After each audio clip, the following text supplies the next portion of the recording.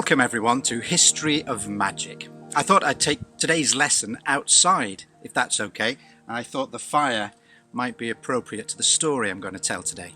So come in, sit yourself down, make yourself comfortable, open your lug-holes, stop fidgeting, and I'll tell you my story.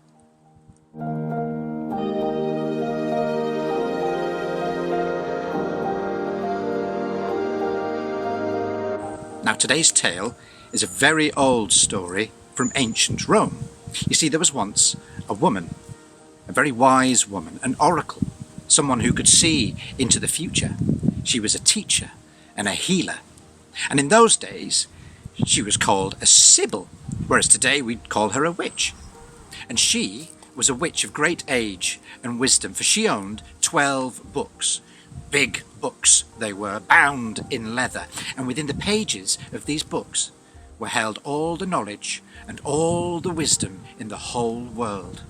All of it, every last bit, anything you might ever need to know. Our story starts with a great city. It was a thriving and prosperous city in the middle of a great plain. And one summer, while this city was busy thriving and prospering away, there came a knock on the city gates. And the guard, who was on duty that day, slid open the hatch in the city gate. Ka-chunk! And he looked out. He peered around. He peered to the left, and he peered to the right, and he peered down, and that's when he saw an old woman. She was so short she could only have been about 3 feet tall. It was the sibyl. It was the wise woman. "Can I come in?" asked the old witch. "Of course you can," said the guard, and he closed the hatch, ka-chunk, and then he unbolted the gate, ka-flunk, and then he opened the gate, and the old lady came in. Well, I say the old lady came in. The guard could hardly see anything of her because she was carrying, stacked on top of each other, 12 huge leather-bound books. All the guard could see was her little legs toddling underneath like that, the tower of books wobbling with every step that she took. The old lady carried the wobbling tower of books into the market square, and she plonked them on the ground. A crowd of people all gathered round.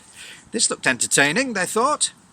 The old lady said to them, "These 12 books contain all the knowledge and all the wisdom in the world. All of it, every last bit, everything you might ever need to know. And I'm going to sell them all to you. You can take them home today for a very reasonable price." Well, the people all looked at each other. "How much are they?" shouted one man. "Oh, they can be yours for 1 sack of gold," said the wise old witch. Now, the people of the city all thought this was a very funny idea.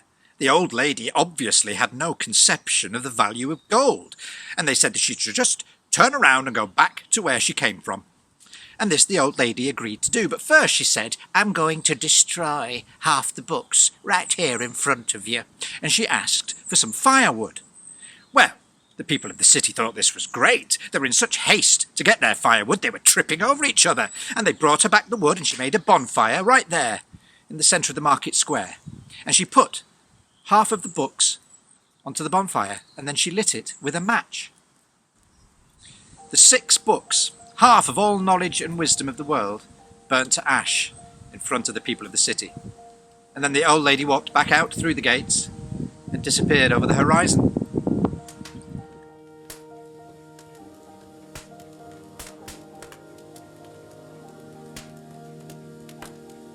Winter came and went, and it was a tough winter, but the city managed to flourish through it. And then the next summer there came a knock on the city gates. Doof, doof, doof. The guard, on duty again, opened the hatch in the city gate. Ka-chunk! And he peered out.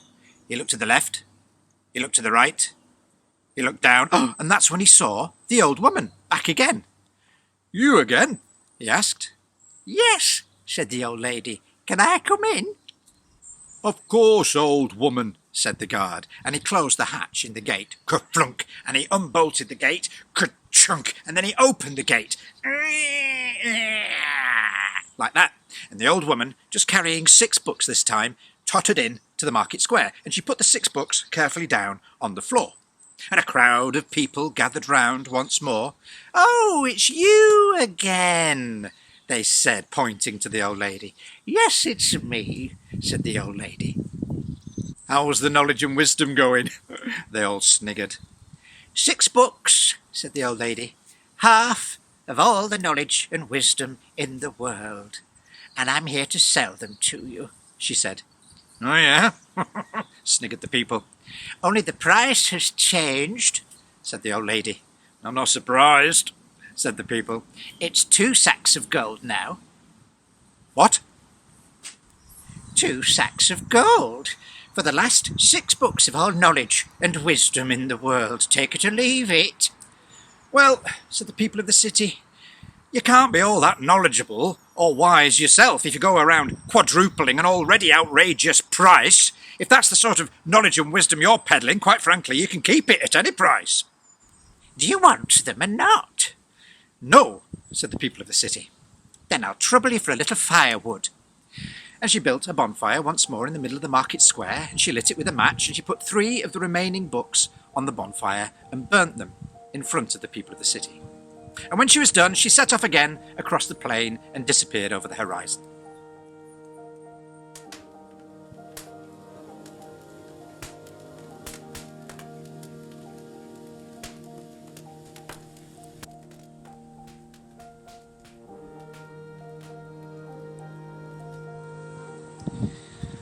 That night, 1 or 2 curious people from the city snuck out of their beds and went into the market square where the bonfire had been, but now it was just smoking gently.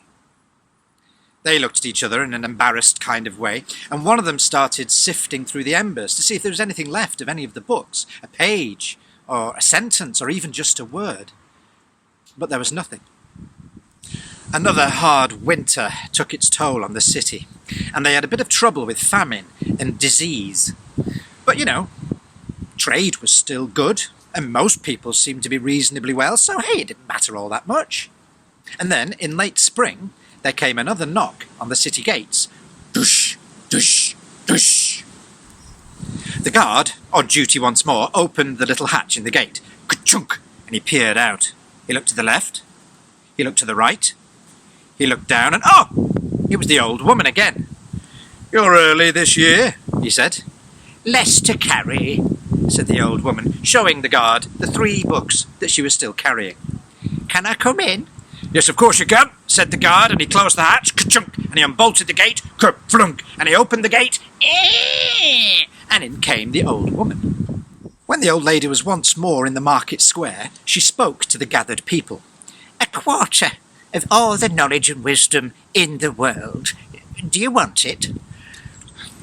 "How much?" said the people. 4 sacks of gold." "Are you out of your mind, old woman? I mean, apart from anything else, our economy is going through a bit of a rough patch at the moment. Sacks of gold are completely out of the question." "Firewood, please," said the old woman.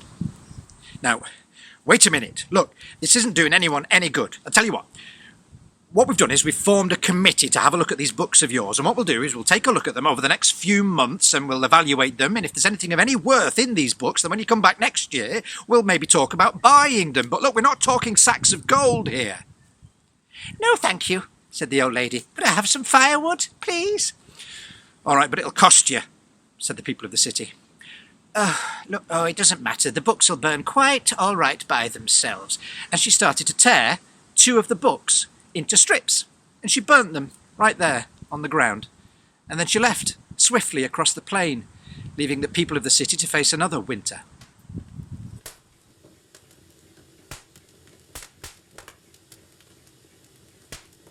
She was back in the early spring. "Just 1 left," she said, placing the book down on the ground. "So I was able to bring my own firewood." "How much?" asked the people of the city. 16 sacks of gold," said the old lady. 16? We'd only budgeted for 8. "Take it or leave it," said the old lady. And the people of the city all went into a big huddle. "What should we do? I don't know. What do you do? Have we got 16? Have you got any money?" And they came back half an hour later. 16 sacks is all we have left," said the people of the city. "You've got to leave us with something. Times are hard." The old lady just ignored them and, humming to herself, she piled her firewood into a nice little pile in the centre of the marketplace. All right, said the people of the city. You win. 16 sacks of gold it is. And they beckoned like that. 2 carts were pulled into the market square, each pulled by an ox and each carrying 8 sacks of gold. Thank you, said the wise old woman. Oh, before I forget, here's your book. And she handed it over. It better be good, said the people of the city. Oh, it is, said the woman. Then you should have seen the rest of it.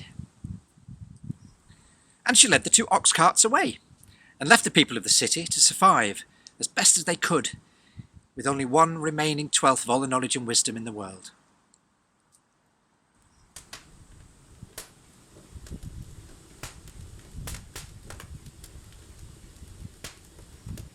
And that's the end of my story. It's a story about books, and I can't leave you without showing you the book where I found this story, and this is the book here. And it's called Last Chance to See, and it's by Douglas Adams and Mark Carwadine, and it's about the Earth's vanishing ecosystems. So although it's a very old story, an ancient Roman story called the Sibylline Books, Douglas Adams updated it for his book, and I adapted it to tell to you today. But before you go to your next lesson, I want to tell you another short tale. And this tale concerns a wizard, a mighty, powerful, and very important wizard.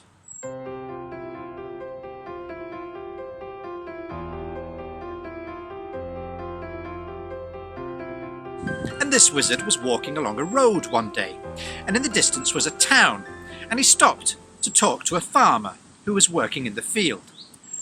"You, farmer!" shouted the wizard. He was too important to be polite. The farmer looked up from his work. "Arr!" he said, because that's how farmers speak. "What are the people like in that town down there?" asked the wizard. The farmer thought for a moment. "Well," said the farmer, "what were the people like in the last town you visited?" "Well," said the wizard, "they were all unfriendly and rude and dishonest." "Oh," replied the farmer, "then I think you'll find they're all the same in yonder town." And he got back to his work. "Typical," muttered the wizard, and he walked on along the road without even saying goodbye. Well, a short while later, the wizard's apprentice came along the road. He was carrying all of the wizard's luggage. That's why he was lagging behind. And of course, the wizard was far too important to carry any bags himself. And the young apprentice saw the farmer working in the field. "Excuse me," said the young man. "Arr!" said the farmer.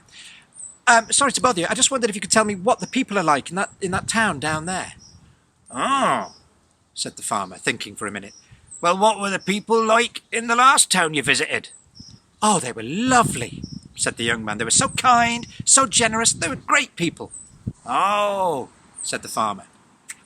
"Then I think you'll find they're all the same in yonder town." "Oh, that's brilliant," said the apprentice. "Thank you so much." "You're welcome," replied the farmer, and he got on with his work. And the young man carried the bags down the road.